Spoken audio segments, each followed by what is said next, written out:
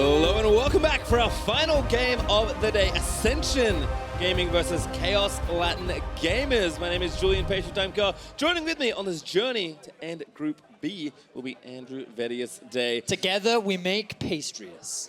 The most delectable Spartan warrior that you could buy at a bakery. Well, Vedius, let's have some fun because that's what's on the line here. A lot of pride here for these two teams. They are unfortunately out of the tournament as Gambit have claimed first in this group officially after a victory over Rainbow 7 in just last game, but I've been waiting to cast an Ascension Gaming because they're so much fun to watch. It's a play-by-play's dream, Vedius, to go through the chaos and the team fighting and the speed at which this team plays. So I'm expecting some fun ones. Let's see what the teams have in store. Well, I imagine they're going to take it fairly seriously, even though what's on the line isn't a huge amount.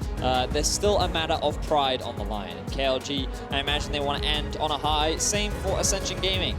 No one really wants to end with only a single win on the board. Perhaps, though, we could see some interesting picks come out. I do know that a couple of particular champions are pretty strong on the current meta, so we'll see what they decide about as we see pretty standard bans for most. Yep, so far so expected here. Ascension with Olaf and Skarner banned away. There's Kaisa and Rakan on the KLG side.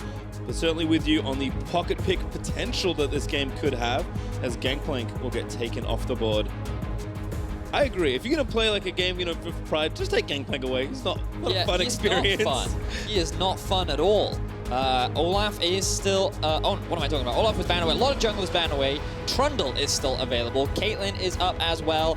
Xayah could be too, but I feel like that without Rakan, she doesn't really feel as strong right now. Camille going to be the priority for Rockky up in the top lane, and I feel like that's one of his big comfort picks. This man loves to play carries. During the regular season, this was one of his go-to champions, and he's more than happy to pick it up for himself. Like the look there from Ascension. Going to give Rockky that pick. We'll see what KLG have lined up for their first rotation. I have loved a lot of the Vladimir play so far this tournament. Plugo has impressed me on a lot of different champions, but we'll keep that away at least for now. A Caitlyn here for picks, which has been a standby for him this whole tournament and in general at the event. Caitlyn, of course, very prevalent, and ooh, we're going to get it. Caitlyn Morgana. Ooh, blind Caitlyn Morgana. That's always a potential risk because you got to remember that things like in Ashe, Karma is actually really good as an answer because you can match the range of the Caitlyn and you can use the Karma Qs to just break the spell shields immediately. So you actually generate a lot of pressure. No, we're just going to stick with Braum. Looks like that. I'm not a massive fan of this because I feel like Morgana typically does pretty well into the Braum lane, but we'll see. It does give you a bit of all-in power and you can apply those passive onto multiple members at any single time. So maybe they'll look to play a super aggressive bot lane or maybe they'll just play on the back. I was going to say, it's a lot more aggressive, which I think is kind of what Ascension have brought us a lot so far in this group, so I don't mind the Braum, but I can agree with you that there are some troubles you can run into versus Morgana. Sejuani will stay... You're trolling us, bro. Come on. This always... Yeah, you can never believe the hovers. Everyone can hover Yasuo, but only a true wanderer can lock him in. 100% win rate on the Sejuani, even though she's kind of fallen down in priority. She's had impacts when she has been played. I will say that the Braum does offer a lot of team fight value. So right now, Ascension built themselves a pretty decent team fight composition. Camille, even though she does pretty well off in the side lanes, she's still very valuable in those fights thanks to her ultimate and her ability to just dive onto the backline. We'll see how things play out for Ascension as Kaos Latin Gamers round out their first half of the draft. Yep, Sion done. Now Ezreal being banned away from Lloyd did show off. The double tier was looking pretty good in the win earlier today. So I'll take that one off the board. There's Trundle banned actually. So kind of moving Tierwulf's champions down, trying to take away some of these strong junglers. What else could you ban away? Further AD carries Varus as a potential option.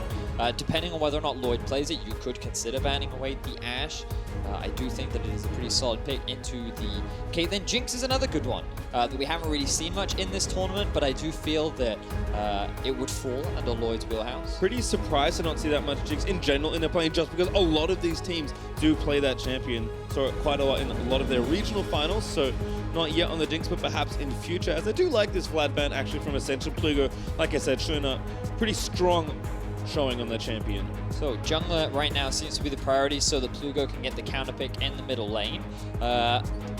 with Trundle taken off the board, Skarner, Olaf, a lot of the strongest junglers are gone. You could go for something like a Graves if you wanted to, or you could go for another tanky option, something like the Zac that we saw from Oddie earlier on. Anivia, though, seems to be the pickup here. Yep, Plugo going to take that one into mid lane. So we'll see how Ascension round out their draft in need of an AD carry and I'm bad at everything. AD carry and mid lane. Nailed it. I would assume, unless they're going to go for the Camille mid. Highly unlikely. Actually, not that into it. It is awful. Yeah, it's kind of a rough time. It was a lot better when Camille was released. Turns out she was a bit stronger of a champion, but a classic here for G4. Orianna. That's not a Yasuo, though. It's not a Yasuo, which is unfortunate. It does round out a nice teamfight composition for Ascension. They do generate a bit of lane pressure as well with the Orianna, especially at early levels against the Anivia. Once Anivia hits level 6, things become a little harder for the Orianna, so she's just focused on wave clear. But at least you get a bit of fun down in the bottom lane. Kalista is the lock-in for Lloyd. I like it. A little bit of spice here to round out the day. So, I feel like I've said it before, gonna say it again. Team fighting for Ascension. I feel like it's their strength as a team as a whole, something that even when they've fallen behind early, they've been able to do. Guys, don't fall for it. Yep. Oh, there we go. Ivern, that's a fun one there for Tierwulf. Is it? Is Ivern really fun? Maybe, I mean, it's definitely not fun for the opposition. I will say that he's more fun than Maokai. That I agree with. But is that really an accreditation? Either way... it would have been really good with Yasuo, by the way. That would have been great with Yasuo. But regardless, Ivern, he is that utility-focused jungler. He enables AD carries extremely well. He's going to go for a full kind of supported build with things like Athenes. You can also go for the Ardent Sensor. You can get yourself a Redemption if you want as well. Overall, he's going to be basically there to enable the Caitlyn and give her a much stronger mid game. And if we're thinking again about a lot of these bot lanes actually moving through the tournament towards the knockouts, towards the group stage, Ivern is a very real champion that we could see. So perhaps Tierwulf is saying, you know what, this is just something that legitimately can fit in this metagame. We'll see maybe an early glimpse about how it can perform on this stage. Well, it also is slightly odd, given that Tierwulf loves to play aggressive junglers. To be fair, about the opposite. Most of them have been banned away, but yes, it is quite the opposite of what he typically plays. We'll see how he makes it work, because his Trundle didn't have the greatest impact earlier in the day. Well, certainly an interesting one, but Ivern, interesting to see, I guess we'll call it at this point. I think KLG, they're sticking to, again, AD carry focus. Tierwulf will likely be trending there with his early clears. Very straightforward front to back comp, and the team fighting comp we expected to see from Ascension as well. Very much so. Now, we do have to remind our viewers that given that Gambit have secured first place in this group, this game will have no implication on the standings.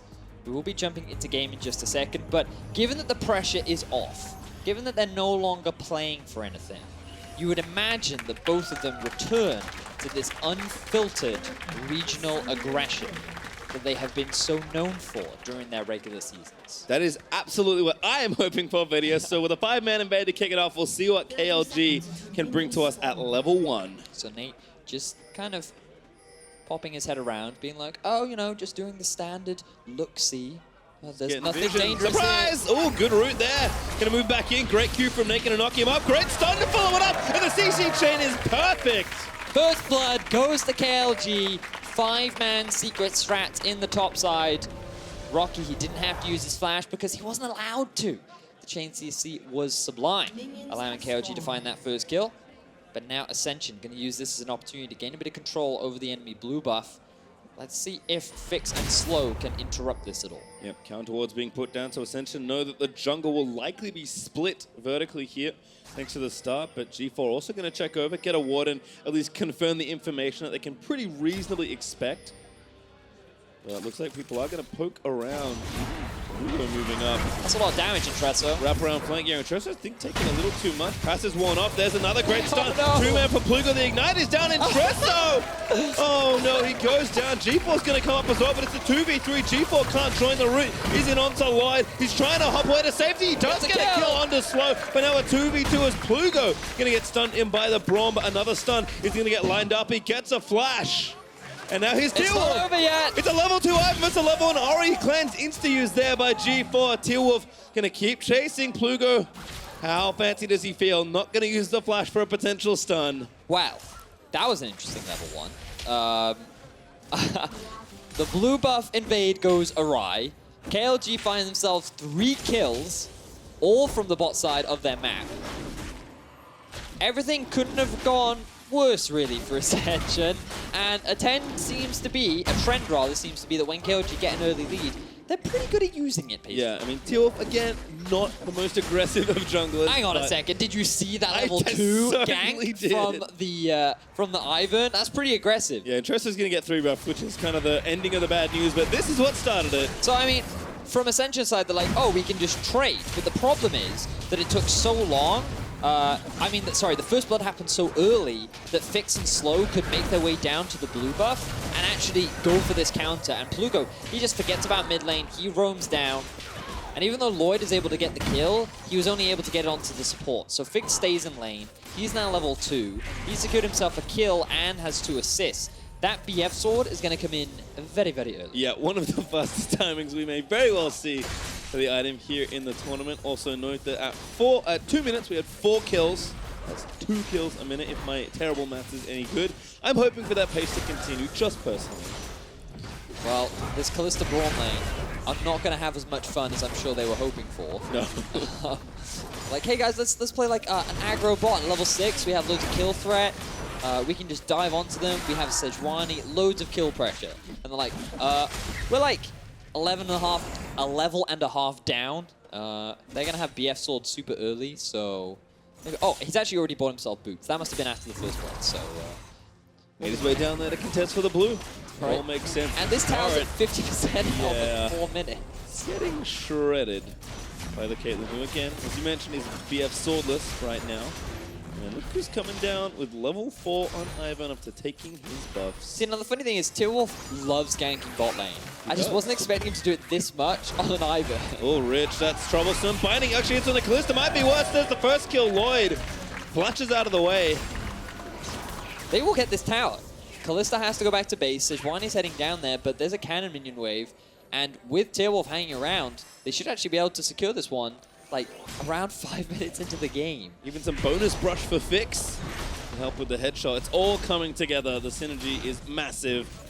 KLG will continue their very aggressive snowball. Take down bot outer turret. So the last time these two teams met, KLG actually had one of the fastest games of the MSI tournament. Simply by just stomping Ascension in the early game. And I'm sure this is not how Ascension wanted the game to start, but we're now seeing a very similar trend to what happened last time, Pastry.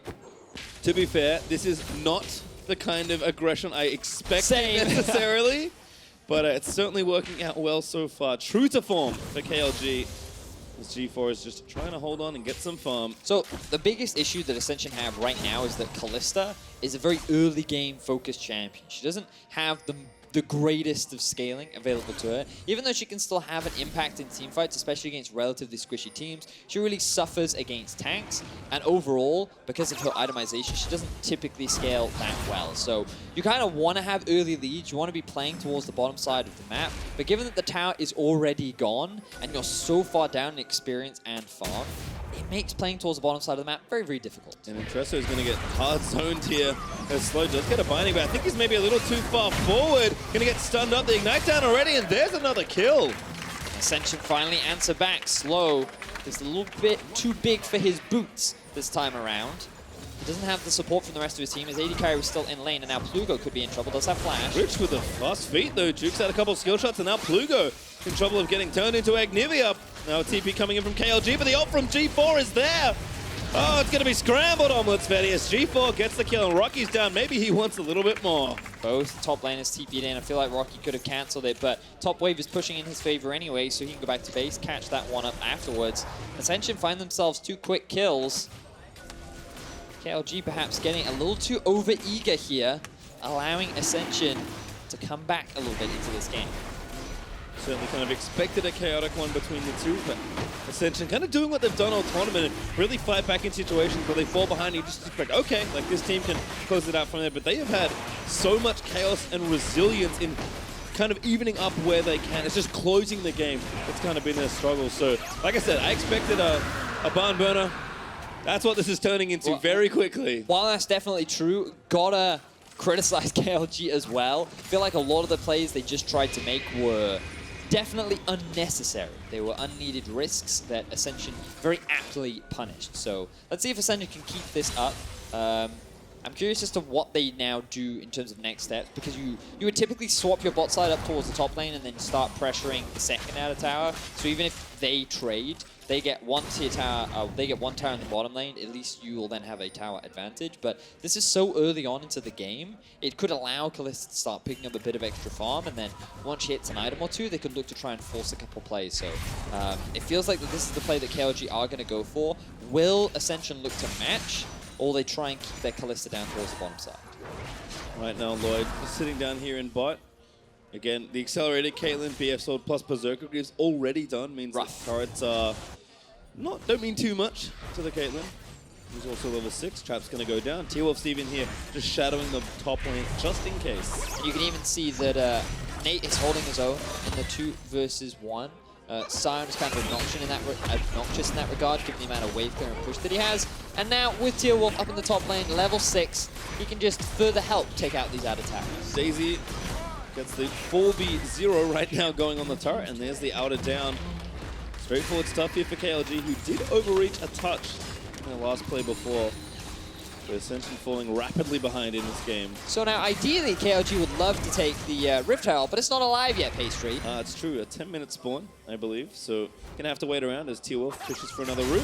Finds one, Daisy's in there. No follow-up though. Trap was not quite fast enough from Fix. Rich just too tanky this early on into the game.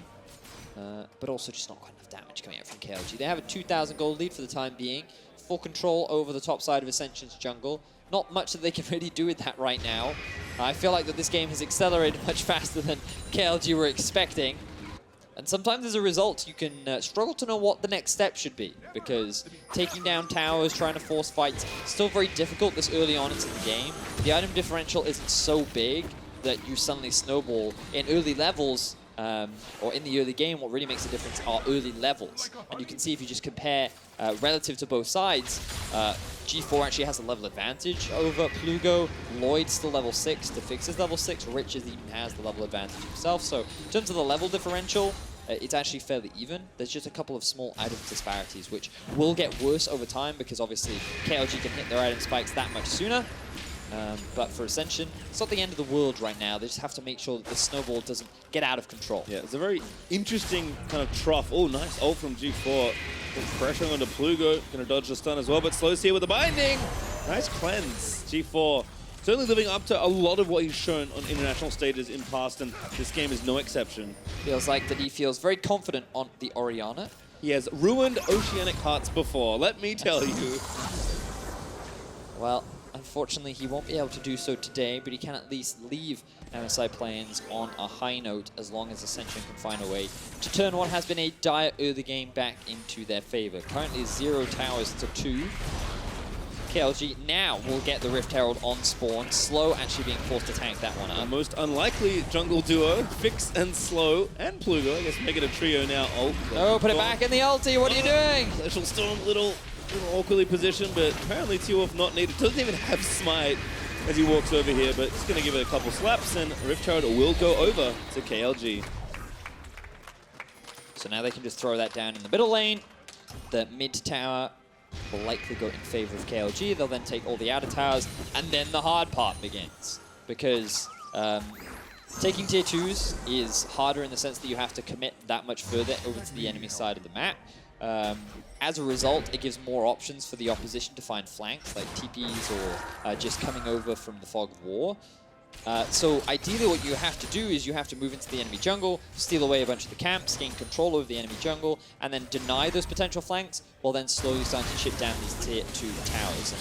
If you're not patient and you try to be a little bit too quick on the play, Ascension is the kind of team that will look to try and punish you. So once that mid tower does drop, if KLG are even able to secure it for themselves, this is where things start to get a little more difficult. Intreso trying to make some action happen. Rockky with a stun there in onto Nate. Tries to choo-choo away, but nothing to choo-choo out of just yet. The ultimatum is there. Flash ults out.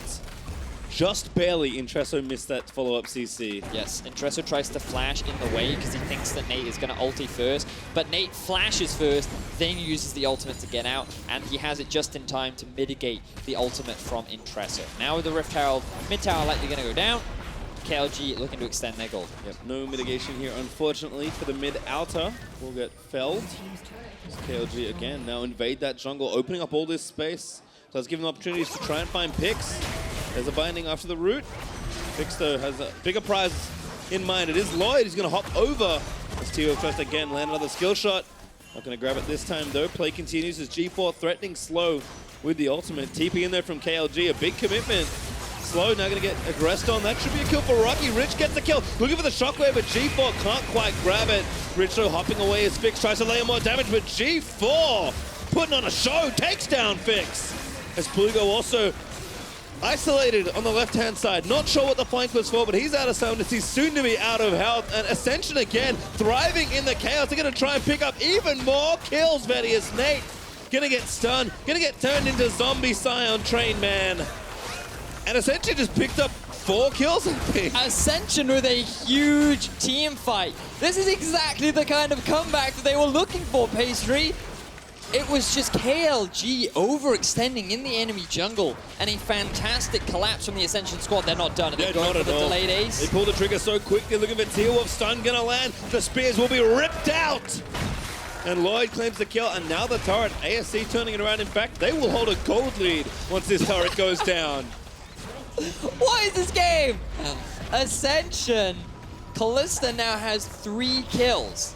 Right, so have a look at this. They caught Braum out. They're like, okay, this is good. We have Plugo coming in from the flank, they can get the collapse. G4 actually gets there first, and like, whoa, whoa, whoa. Why is Lloyd above us? Oh, look at your mini-map. You can see the Camille coming in from the flank as the Slow is forced to flash out. And now they're being attacked from 3 different sides. You have the full collapse from the river. Fix is forced to use his flash very early on. G4 is able to secure the kill, while Plugo is left out to dry in a 1 versus 2. And because Ascension were able to split up KLG and they couldn't play their front-to-back comp, the carries ended up dropping right from the get-go, and then the tanks could be cleaned up later.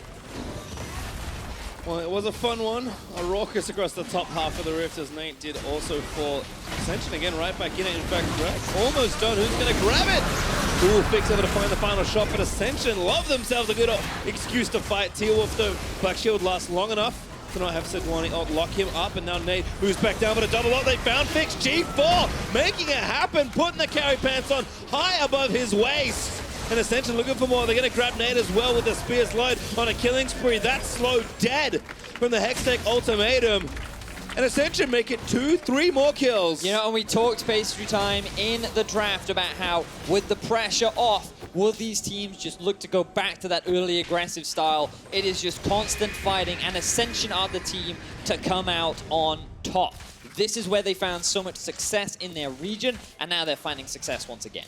Still at a kill a minute, Vedius. I'm a happy man, as G4 will also take an objective and take the mid-outer turret. This is the man that has represented his team in his region so many times, and he is putting on a show with a 10-stack Dark Sails. Ascension also fell the outer ring. Whew. Rage Blade completed for the Kalista. We talked about KLG hitting those item spikes first, but it is definitely Ascension. This is where you want your Kalista to be at this point in the game. She is so strong, especially with that Rage Blade finished. Not where I thought we were going to be. Fix actually has a variety bucket of items down there. BF Sword Pickaxe plus the Kerchute Shot. Oh, please let's watch this again. Vedius, take me through it. So, Intreso kind of messes up the ulti engage because the Black Shield is still there, but KLG feel they can go for the re-engage with Nate coming in. They don't respect the ultimate from G4, and with his ball just sitting in that choke point, the backline of KLG cannot get involved in the fight. So then Ascension can cleanly kill the front line and just slowly start chasing down any of the leftover targets for them to pick up. And G4, again, we highlight him, done so much work in this game, sitting at 2-0-6. Luden's already done, has the Sork Shoes, and I spy a second needlessly large rod that now only builds into 1 item, I believe. Second needlessly large rod. Wait, where am I looking now, Pastry? Inventory of G4. I believe needlessly large rod G4, now yes, only yes, builds yes. Sorry, to Death Cap. for some reason, in my head, I was like, has he built 2 Rod of Ages? I don't see 2 Rod of Ages there. I don't know why my brain That would be there. a needlessly large Rod of Ages. So It would be, yes. agree there. That's where I went. You're right, exactly right. No, you are correct. Death Cap. Death Cap Damage. only. He is ascending through wizardry school. He wants to know how to make his enemies' life bars disappear. So far, he's already done a great job, but he wants to be better at it. He wants to enforce those abilities. 2 items now finished on Lloyd, 17 minutes in. That hurts. Pastry. Again, accelerated Caitlyn. 2-1 and 2 now for FLICKR. Had a 0 in the death column for a while. Now just has his Infinity Edge. Yes, obviously the items have pretty big price differences, but Lloyd is ready to go. We thought he was out of this game after the first 5 minutes, and he is right back in it with the rest of Ascension. This is a dance party if I have ever seen one. Just everybody moving back and forth. Farm is out the window. Who cares about perfect CS anymore, Pastry? It's all about action. You grab your partner, you bring him in with the shockwave, and only one person leaves the dance floor. Ideally, yeah, your team will leave it. For some reason, the enemy team is strewn out dead across the floor. I didn't want to get graphic. It was more like, you know, a metaphor. I get it. I'm sorry. As Rockky gets Why are you murdering people when you go dancing videos? I don't know. Why are you? Why would you say that? All right, well, someone clip that. We're going to move through. Out of context things that casters say. Right, so pressure on the map. Definitely in favor of Ascension. They have control over mid. They've pushed in topside. They have a couple of wards in the entrances to KLG's jungle. The Baron spawns. Ooh, ulti comes out. Good Black Shield again from Slow, preventing that. But Baron up in a minute 20. Maybe not a hot commodity just yet. But What? It's a Kalista. And That's you've got true. an overfed Orianna. I feel like it would die pretty quickly. And to be honest, it would kind of fit the theme of this it game. absolutely would. Like, and what better way to make your opponents fight you than starting Baron and getting them to TP in, right? So we'll see how things pan out as Ascension look to gain a bit of mid control, but Plugo making that difficult. Yeah, Anivia always making anything other than farming waves that have pushed your turret a tricky one. Intreso does get stunned by Plugo, but he's just patiently waiting for the means to come back. Thankfully, outer turret is down on both sides, so Ascension have a little bit more room to push the Anivia back towards, but Trinity Force also done for Rockky means that Ascension, with their bevy of aggressive champions, can get some stuff done in the team fight phase, which for them, I think is all game. Does feel like it. Sejuani now 3-1 and 3. Boots of Mobility were picked up for Tierwulf, which made sense in the early game. Now, he's not quite happy about that purchase. He has got the Redemption. It looks like he's working towards the Athenes. So, still looking to play around Fix. Could still be a big carry for the team, but at this point in the game, KLG just want to avoid fighting. They kind of have to rely on the scaling option and all the wave clear that they have with Anivia and Caitlyn. Definitely a late game option is available to them when you compare the Caitlyn to the Kalista, but given how squishy Nate is right now, he's definitely not someone that can soak up the damage that Lloyd is able to throw out. No, not at all, as Mountain Drake will be spawning in 20 seconds. Ascension, again, I said they never fail to find any excuse to start a team fight.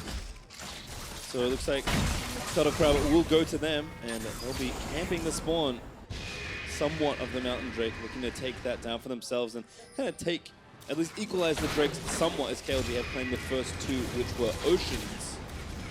The G4 gets a push back out, and there we go. Like you said, Kalista Vedius, not a champion we've seen for a little while, so I did forget, but very, very good at securing objectives. And I really love Rage Blade on her as well, just because she's one of those champions that doesn't really hit you in the face with really big crits. She's much more of a damage over time. You know, you get all those rend stacks, and because you're just constantly hitting whoever's in front of you, you are able to build up those Rage Blade stacks, and then you also have the double applying of your E as well. So a lot of value that you can get out of the Rage Blade once it is fully stacked. And just look at what happened in this game. At 10 minutes, Ascension were already down 2,000 gold. Now at 20, they're up 4.3k. They like redoubled their deficit 10 minutes later. Yep. And I feel like that deficit was even worse, right? Because they were like at a 4,000 gold deficit at one point when they were 3 towers down, and then it all fell to disaster. You just look at some of the level differentials too. You can see the G4 level 13 to the 12, 11 on Intreso over to 10 of Tierwulf. Rockky has a nice level advantage as well, and these levels really do make a pretty big difference, especially with a couple of the first few items. But speaking of items, you were correct. that is a fully completed death cap. He has ascended to whatever level is next after Luden's Echo in Wizard School. I think you're a more competent wizard than Ivern is, so I'll defer to you to tell me exactly, or potentially what level that is. If you don't want to give away mysterious age arcane secrets, I will understand. They're secret Welsh secrets, so I'm afraid that I can't tell you all about Welsh wizardry. And even if you could, I would not understand. It's true. You certainly wouldn't. We do speak quite a complex language where we use strange sounds to communicate with each other. But Baron is now up and available. Like shoutcasting. Like shoutcasting, very much so. Rockky in the 1v1 against Nate, generating a lot of pressure. Does have the Tiamat to help with the wave clear. Lifesteal being picked up for Lloyd as well. I feel like I just want to see Baron being started for Ascension. You read my mind. Exactly where I think the team should go. Because the important thing is, you got to recognize KLG can't fight, and so Ascension want to. Therefore, the best way to do that is to start the Baron, because the enemy team will come and fight. And they have started the Baron, but G4 has been cut off at the pass. Rockky also here, and they're just going straight in. They threw the Braum in already with the Fate's Call from Kalista. And they've killed Daisy. 1 down, 5 to go. Well, that was a lot of ultimates used from the side of Ascension, but they got the TP out from Nate, which is a really big deal. It means that Rockky will have the TP advantage, means that Ascension can more reliably force these plays and flanks, but it's just important for them to get the deep vision towards the top side to enable those plays to happen. But as we were discussing, the Baron was started off by Ascension. They wanted to try and force the fight. They just tried a little too hard to end up making it happen, and they couldn't find it. Step 1 in Operation Baron has somewhat been completed by Ascension, like you said, taking that TP away. Rockky is step 2. As there's a good amount of split push pressure here in the bot lane, and now this team has the teleport advantage. Plugo could swap over with the spellbook if he so desired, but looks like Rockky might just take this one away, and Ascension gonna reset the map and maybe just go straight back to that Baron. Tower does fall though, and Rockky put in work here in the side lane on this Camille.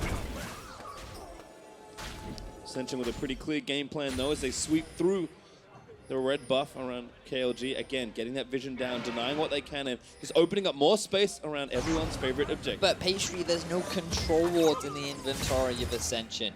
Deficio is shaking his head right now in shame. Missed step 0 by control wards. Yeah, that's very true. Plugo now. Good flash, gets himself out, but for how long is Rockky? He's going to move over. Ultimatum ready. They do put Plugo in it, but I think he's got the passive maybe to save himself. Rockky does get stunned. Plugo doesn't even get the passive pop. Another re-engage in from Nate. Pops into the rubble. He is not the Drift King. Went straight into the deceased turret. Cannot find the re-engage. Very unfortunate there for Nate. You can see what he wanted to do. Unfortunately, the execution just wasn't quite on par. Ascension back to the Baron. And have started it already. I don't know if that's Lloyd and his Hurricane running interference, or if they do want to commit. Looks like it's the latter. They're going to force KLG to the area. They won't be able to get much off of this, though. Just waiting for Plugo to come back into the fray. Ascension, they were not able to kill Plugo. Shows you how much shielding that this Ivern plus Morgana comp does have at its disposal. The double airy as well just makes that shielding even stronger.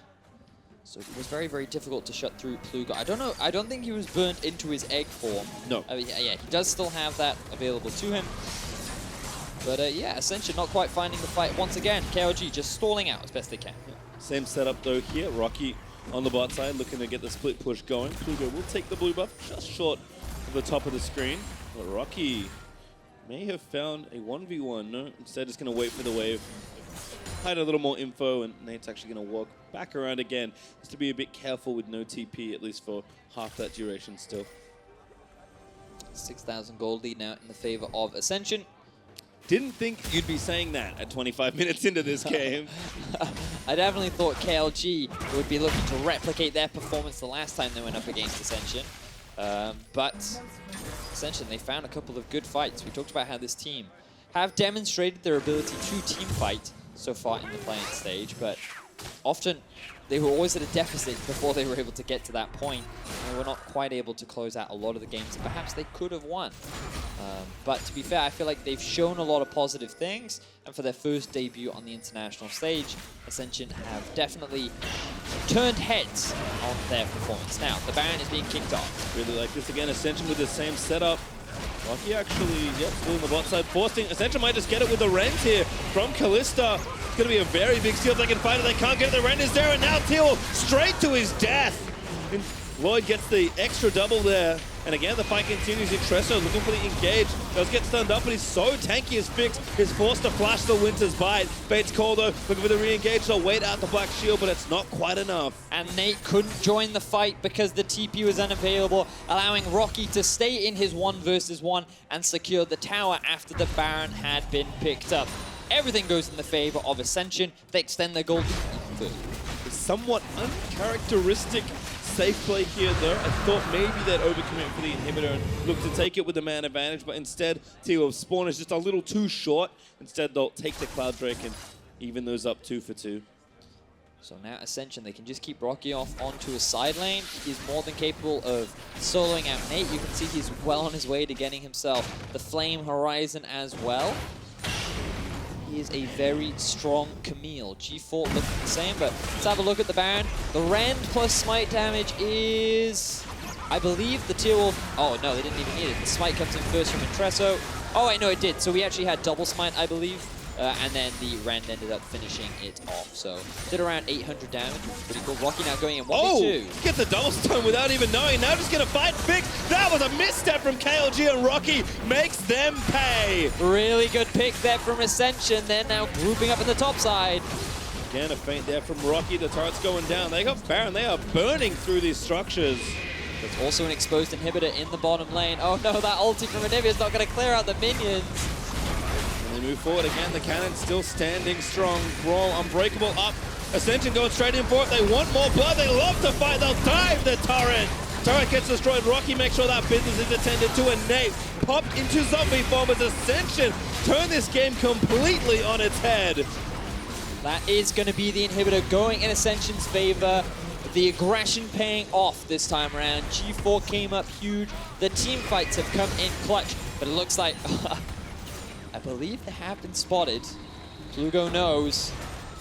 Oh, Fate's call! You gotta make a difference! G4 with the shockwave combo! Beautiful stuff from Ascension, and Lloyd is off tap right now. Looking to take down Slotus and quite grab it with the Ram, but Fig is gonna be destroyed. Once again, Ascension rampage through KLG's base. Between 2 towers, they pick up another kill. Beautiful play from Ascension. 16 kills to 4. They have the Nexus They're in their not done! eyes. G4 gets another kill! With the distance after Rockky with the assist on the Hextech ultimatum. And these Nexus turrets are looking awfully vulnerable. Ascension are gonna keep going, look to maybe for a few more kills to pad it out, but they should take a bow as they end this game, saying, KLG, you wanna play our game? Play it better than us. And today, that was not possible. Excellent play from Ascension. They're able to leave with their heads held high. Ended the day 2-1, getting the upset over Gambit, taking down KLG. They could not find the win against Rainbow 7. But overall, they came out much better on day 2. Or day 3, rather. They must feel a little bittersweet after they came pretty close multiple times on day 1. But unfortunately, they couldn't find any victories at the beginning. I think G4 said it really well in his interview that he had, where he's like, I just wish we had played this way on day 1, you know, when we first started playing it. You know, you're always going to feel that way. Best of 1 is a volatile format at times, but G4, again, so much should have his head held high after that game, because he went off on Orianna to bring that game back from the brink of what looked like despair after KLG's great level 1. And Ascension really punished the mistakes that KLG made after what was a fantastic start. We talked about how taking down that final outer tower would make things a lot harder, but they just kept going for these invades. They weren't respecting the potential collapse. And then the moment Ascension found a single small advantage, they did not stop. They were just like a bulldozer rampaging through everything. And for KLG, I mean, obviously a tough loss for them here as well. Always good to end on a win, but, you know, the aggressive, fiery style, looking good and with refinement, could certainly make a lot of waves back on an international stage. Well, we'll have to wait and see, because unfortunately it is the end of the road for them. Gambit will be the one to qualify from this group, and they will be going up in the best of 5 against either the LMS or Vietnam. Well, to hear more about that win and to close out the day, let's send it over to Shocks and the analysts. Thank you very much, guys, and welcome to the desk. And also, welcome Diamond Prox to the desk. I have to say, it's kind of a trip and it's really cool to see you in the Gambit jersey back at the desk. Of course, you were wearing the Unicorns of Love jersey a couple of years ago, but this is just a cool feeling. The epic diamond on the analyst desk. I feel great being here again too. Yeah. Especially in my kind of home team. I really love Unicorns of Love is love for me. I really enjoyed being in the team, but Gambit is the first home. We can definitely understand that, and also coming off a fantastic performance today. We'll talk about that in a bit. Let's first button up this last game. Ascension racking up another win, and G4 had some fantastic plays. We're going to take a look at a little highlight reel brought to you by Acer Predator, because it's nice that in the end Ascension got to win 2 games. They said that they wanted to come here, and if they couldn't win the whole thing, at least they wanted to bring some pride back to Thailand and the GPL. Yeah, especially after the poor first day. So coming back into this one, they just wanted to ended on a strong note. So they took it seriously, and they ended up coming out with the 2-1. Yeah, absolutely. They played a little bit more loose as well. You saw the aggression coming out. You saw the skirmish-heavy gameplay. Unfortunately, wasn't enough to net them that first place, as we mentioned, but just shows that when they are able to get onto the front foot and play aggressive style of League of Legends, that they can go toe-to-toe with anyone. Yeah, and Diamond, you noticed because in the very first game of the day, they were stronger than you. What do you make of Ascension overall? I think coming into even first day, we didn't expect Ascension or KLG to be to be that strong. We everyone were saying that it's basically Rainbow Seven and Gambit group, and everyone else is bad teams. But after the first day, or even after the first game against Ascension, I knew they're a strong. I actually first we played against KLG, I think. Then I watched the game of Ascension, and I see they're getting demolished in terms of gold, but they're still fighting really well, and their opponents are making it hard for their opponents to even finish the game, and they almost came back. After that, I knew that they're a strong team. And our first game against this team showed that, at least to us, that they're strong too. It was very hard to win. And the second game, it happened today that we lost. It basically showed that they're just one of the best teams in our groups in terms of team fighting. That's how they win. That was very clear. Tell me about after that first game that you lost, you still had a buffer because you won 3 games on the first day, but how was the rest of the day like for you? Did you ever lose a bit of confidence that you're not going to get out of the group? I think it was mostly sad losing the first game, because after losing the first game and then 2 other teams played each other, we knew that there's not going to be an easy group for us anymore, because an easy get out of groups anymore. So we need to win everyone to get out of the groups. Otherwise, it's going to be either tied breaks, and in the end we have to win Rainbow Seven, or we will just not make it. So it was, if we would win the first game and the second, we would get out of the groups easily, but we made it hard for ourselves. It's in Russian style, I think we always tend to do that. When everything is easy, you would just somehow make it worse and worse and worse unless your back is to the wall, and then we try to win. Well, exactly. In that Rainbow Seven game as well, you guys had such a huge lead, and somehow it took a while to close it out. It seemed very, very tense, but it must have been a huge load off your shoulders that you made it in the end, and in spectacular fashion. Can you compare to me that run at Worlds where you guys went 0-4, which was very disappointing? What is different about this Gambit?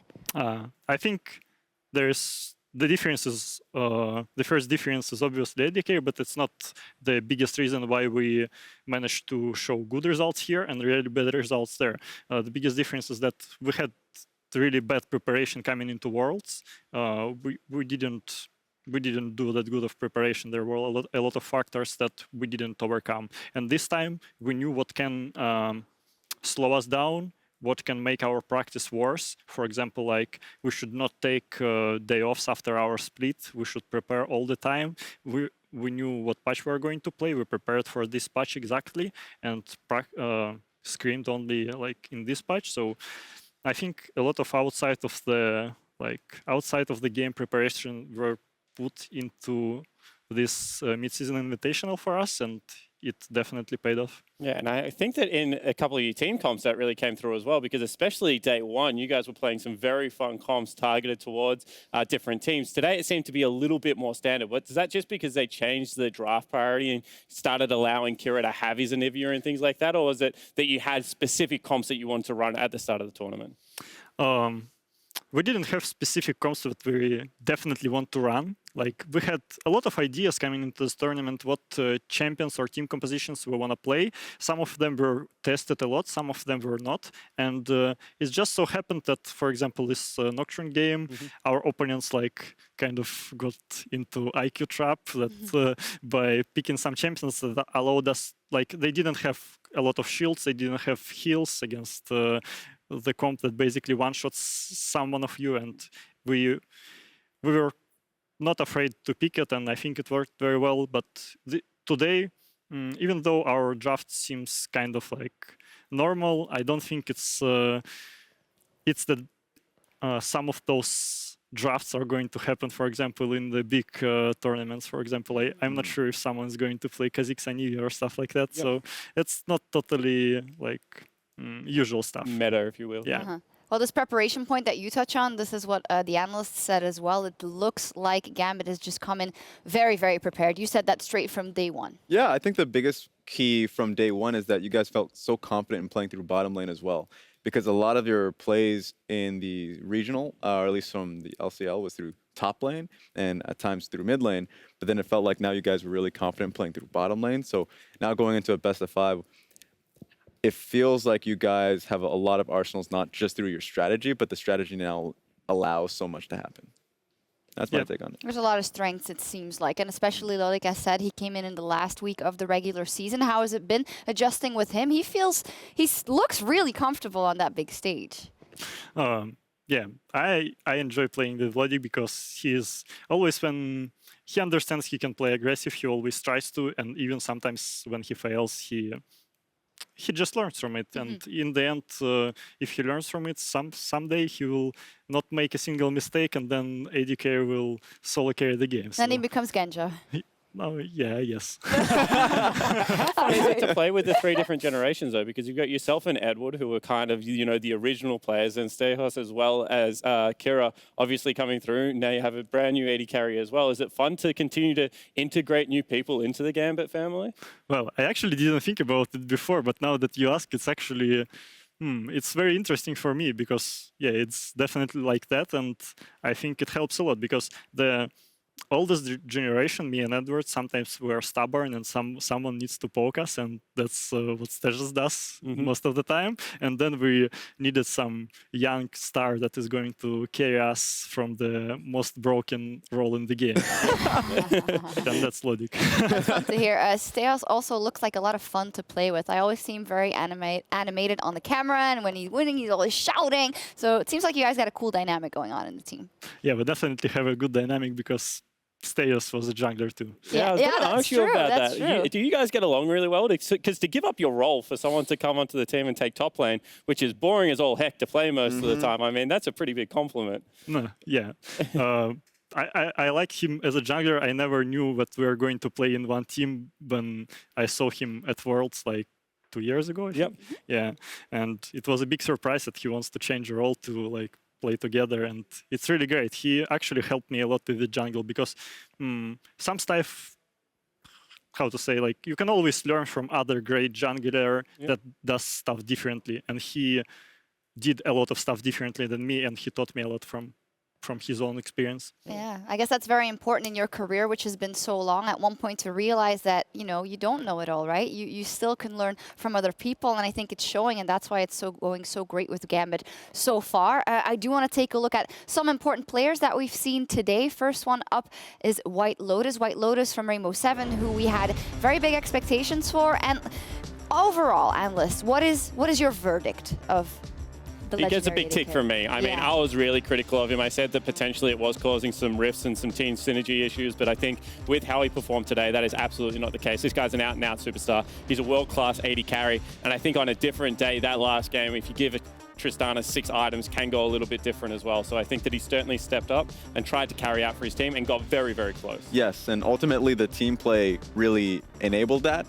Not the last game, but the first 2 games were incredibly strong to allow him to step up. When he got the time to step up, magic happened. Yeah, and I'm sure that we will see him hopefully again on the international stage. The other guys I want to look at are from Gambit, both Edward and Kira. We mentioned it already, 3 generations, and Edward definitely is one of the old school guys, and he pulled out the Thresh as a treat in game 1. You ended up losing it, and he tried to do some flash hooks as well, and I really felt like it was a blast from the past, but overall, Edward's been playing really well. Yeah, and that's what I always love to watch with Edward. He's a confidence player. When he feels on point, he feels like absolutely nothing can get in his way. He'll pick whatever he wants into anything. That's a Thresh into a Braum, which is notoriously not a good matchup, and he made it work. His Dark Passages were on point, his Death Sentences were there, and he's just such an entertaining player to watch play the game. And if you pick enough champions, Kira will finally get his Anivia. That's what's lovely to see. He hasn't gotten it since, or at least it's been 100% presence rate for him since week 2 of the LCL. He gets it for himself, and you can just play around it so confident. And do you hate playing with Anivia? Because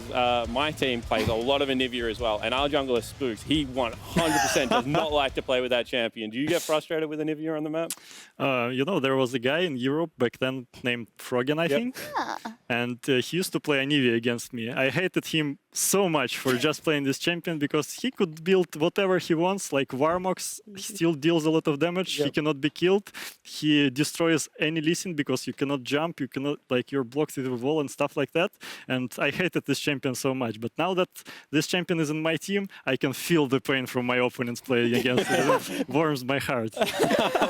Yeah, and Kira, he's just scary on that. He's just really, really good, and I don't want to bring it down just to Anivia because he had that run with Albus Nocluna as well. He was a fantastic player at Worlds overall, and he's just someone to watch game after game.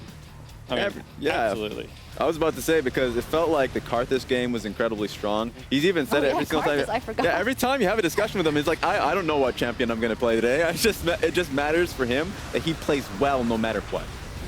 I completely agree, and this is a guy that has been like at the top of the LCL for the last 3 years as far as mid laners go. I mean, he's just such a humble person as well when you speak to him. He's a genuinely, like, really lovely guy.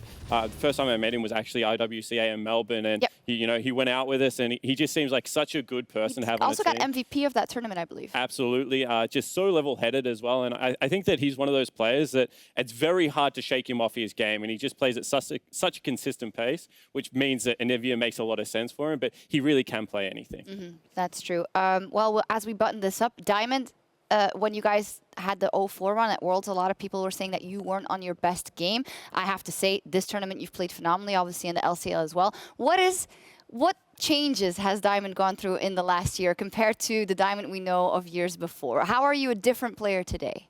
Oh, there's a lot of stuff changed. For example, like jungle changed a lot.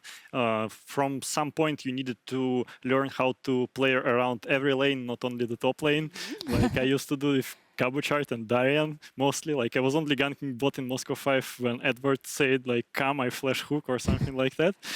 So I needed to learn how to play from every lane. I needed to learn a lot about vision and how to help my team with the vision, how to clear it from opponents, how to make it good for your team so they can play properly and not like saying that I can only stay under turret, otherwise I'm in danger of ganks. So this definitely was tough. Also, it was tough to grow from the person that wins everything to get to the person that loses a lot, and then stay mentally healthy, let's say like that, to improve your mentality and still don't get into any trouble in solo queue.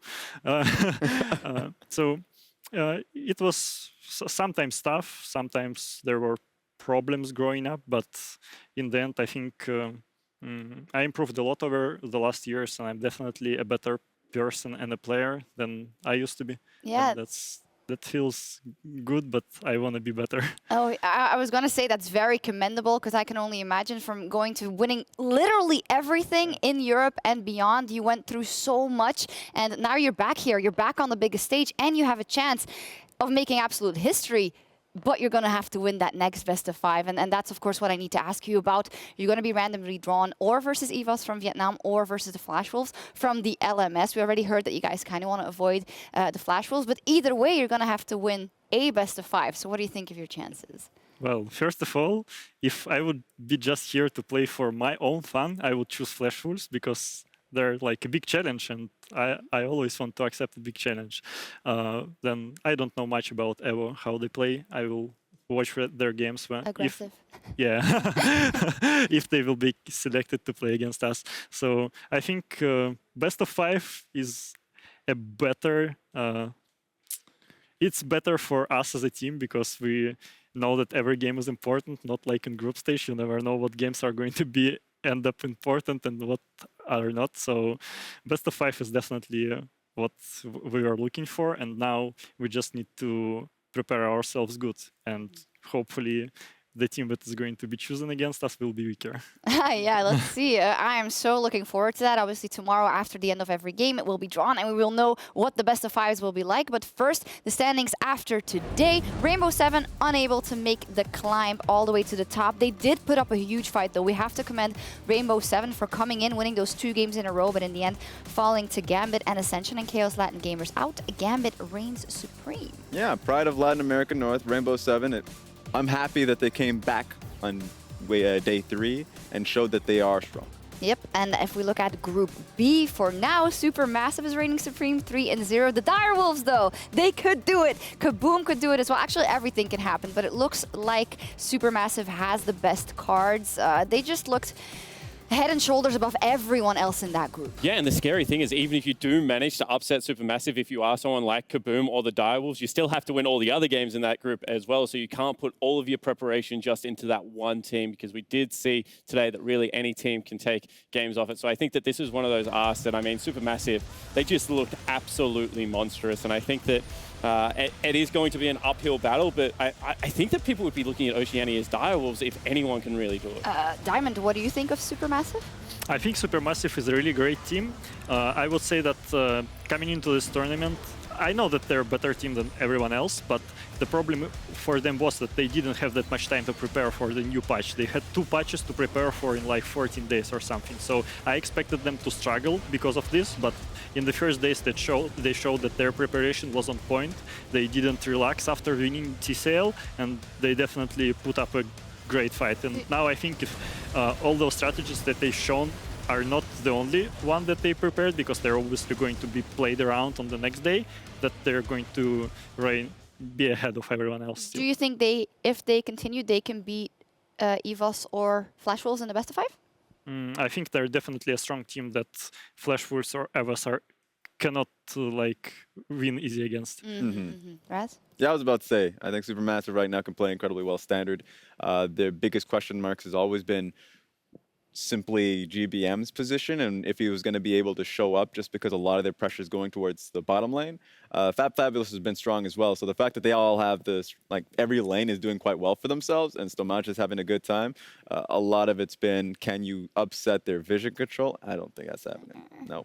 Yeah, and the big thing for me is they just play everything. I mean, we saw Fabulous like absolutely destroying DPM, and then all of a sudden he just pulls out Shen and plays it like absolutely flawlessly. I mean, this is a team that you really struggle to attack during draft. As I said, this is one of those games that you're going to have to play your game plan better than what they can execute. And with how well we saw them play, I mean, that is a very tough ask. We'll see what they bring to the Rift tomorrow. That is when Group B returns. Let's take a look. We have the LJL's Pentagram versus TCL Supermassive up first. So Pentagram already have a lot of work to do tomorrow. And then first up there versus Supermassive. That's going to be difficult. And right after that, Spawn, the Direwolves versus Kaboom. Do you believe in the Wolfpack? Yeah, I actually do believe in the Wolfpack. And it hurts me to say because Oceania has burnt me so many times on the international stage. But every time, Raz, they give you that little bit of seed of hope before crushing all of your dreams. But at least this time it's different. It's not them having a lead and snowballing it. It's the fact that they can get behind and still have a plan to find themselves back in it. So game 4, I think it can be Direwolves coming back and maybe challenging Supermassive. What do you think, Diamond? I think Direwolves is definitely a strong team. At least in our screens, they showed to be pretty strong. The Diamond seal of approval. Wow. Yeah, I think their jungler, even though he played great in scrims, he might not play the 100% similar playstyle in competitive games because it's like too aggressive. But if he manages to do that, he can solo carry the game. And I think that they're going to be Spawn Smile. a tough opponent before Turks. I just watched Shern scrim a lot, and he is a monster in scrims. He says that he has animal instincts. He's just in your face all the time, and That's he true. pretty much plays whatever the heck he wants. Like he's got some pocket picks that we haven't seen in a while. All that I are would very say scary. is, last year at MSI, they were too confident Yep. and they sucked. And now you're praising them a bit too much. We gotta, come on. The Wolfpack needs to chill and... Actually have changed a lot, even behind the scenes. This isn't a front they've put on for camera. I think that getting beaten the way they did in international competition really humbled them out, because you have to remember this is a team that domestically has dropped like I think 2 best-ofs in the last year and a half. So they're absolutely dominating Oceania, but I think the fact that they didn't do well international actually made them the stronger team. And then they made 2 big adjustments. They dropped their 2 last captains, Infantix and Destiny, to put this lineup together. So I think the evolution has been a lot. Is it enough to take down Supermassive or a powerhouse? I don't, in my opinion, I don't think so, but this is a team that has done the hard work to get to where they are now. I have to agree, and we heard it from King himself yesterday, that triple in that mid lane, he's untiltable, he's calm. Surenfire also saying that they've come in, they're not overconfident, they're focusing on the prep and on the work, and it is showing so far, and I can only hope that things get as exciting as they were today. And their coach is really smart. Like Curtis Sharp, whatever he goes by now, is one of the people in like League of Legends that I respect a lot. I think his preparation with the team is very good. All right. Well, we can keep talking about Australia, but we can do that, and New Zealand, but we can do that some other time. I do want to thank Diamond for joining us and congratulating you. It's been absolutely cool having you on the desk, and the best of luck in your best of 5. Thank you very much. It was nice to be here. Yeah, it's awesome. Well, thank you guys as well for joining me today, my analysts, and that will do it from us here in Berlin. We will be back tomorrow at 11 a.m. Central European Summertime for Pentagram versus BAU Supermassive. Until then, have a lovely evening. Bye.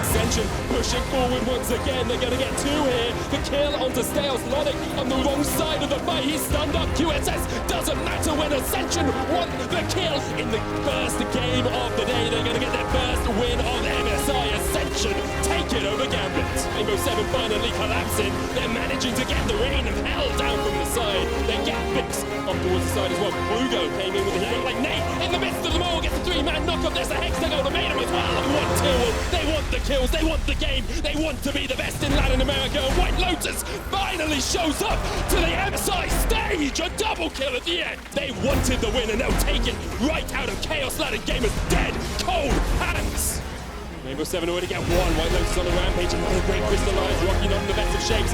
White Lotus just wants to focus down the Nexus. He wants that spot in the knockouts. And Rainbow 7 take the win over Ascension. As KLG again, tournament lives on the line up against Gambit. Nails in the front, flashes back to the Guardian, a great off from Ivern, gonna knock through the whole of the team. The Fissure is good, and the fight will be won and will be enough. 2 more kills, the Ace and the Nexus will be given. Kira, he promised me a carry, and carry he has.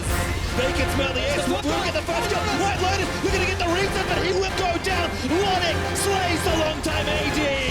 Only half of the side, they're gonna go for the 50-50, only good, then Kira somehow gets the Elder Dragon, and that should be game. Gambit goes straight in for the fight, and Gambit, they will finish first place in their group. Oh, gonna make a difference. Team 4 with the shockwave combo. Beautiful stuff from Ascension. They should take a bow as they end this game, saying, KLG, you want to play our game?